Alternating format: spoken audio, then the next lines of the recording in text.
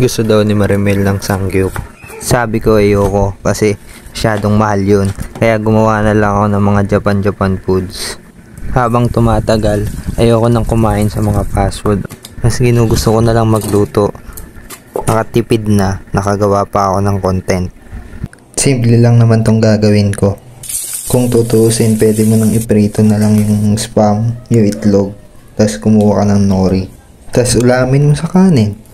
Inaartehan ko lang naman tong gawa ko. Para kunyari, Japan foods pa rin yung kinakain namin. Nagprito lang naman ako dyan ng spam, tapos gumawa ako ng pampaglaze niya. Mixture lang yun ng toyo, oyster sauce, seasoning, salt and pepper, sugar, and ketchup. Nagprito na rin ako ng scrambled egg, tapos kinat ko siya ng hugis spam. Tapos kinuha ko yung lagayan ng spam, pinagsama-sama ko lang yun. Nori, spam, kanin, tas itlog, tas itataktak ko yun dun sa nori na nakalatag.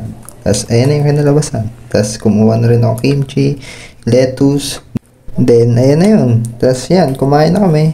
Para na kami nagsasangyup nyan, may lettuce, may kimchi. Tapos yung meat namin is yung spam.